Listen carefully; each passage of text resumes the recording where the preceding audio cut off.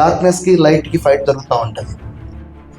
మనకు అది కనపడదు. అందుకనే ప్రభు ఏమంటాడంటే, మీరు పోరాడుచున్న మీ శరీరంతో కాదు, కనపడదు చీకటి వాయుమండలం దురాత్మ సమ్మేళనంతో అంటున్నాడు. అసలు ఈ ప్రపంచం అంతా కూడా ఆధారపడి ఉంది డార్క్నెస్ అండ్ లైట్. ఈ రెండింటికి నువ్వు అట్రాక్ట్ అవుతూ ఉంటావు. ఎందుకంటే దానికి అట్రాక్ట్ అయ్యే ఒక ఫ్రీక్వెన్సీ నీ హృదయంలో ఉంది.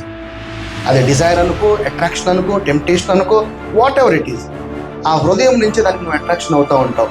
అందుకనే ఇది నాకు జరుగుతుంది, నా కష్టం తీరిపోయింది, నాకు పిల్లలు లేవు అనుకో, నాకు పిల్లలు పుట్టేశారు, నీకు అప్పులు అనుకో, నా అప్పులను కట్టేశాడు, నా అప్పులన్నీ తీరిపోయినాయి, నాకు రోగం ఉందని, నాకు రోగం స్వస్థత జరిగిపోయింది. రోజంతా నువ్వు అదే మైండ్లో ట్రావెల్ అవ్వు.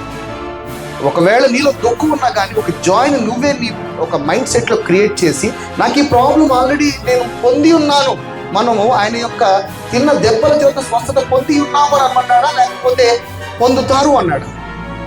పొంది ఉన్నాం అంటే మరి అలాంటి పొంది ఉన్నాం అన్నట్లుగానే మనం విశ్వసించి ఆ మైండ్ సెట్లో ఆ ఫ్రీక్వెన్సీలో నుంచి మనం జీవిస్తూ ఉండాలి. ఆటోమేటిక్గా నీ జీవితంలో దేవుడు ఆ కార్యంలో జరిగించేస్తాడు.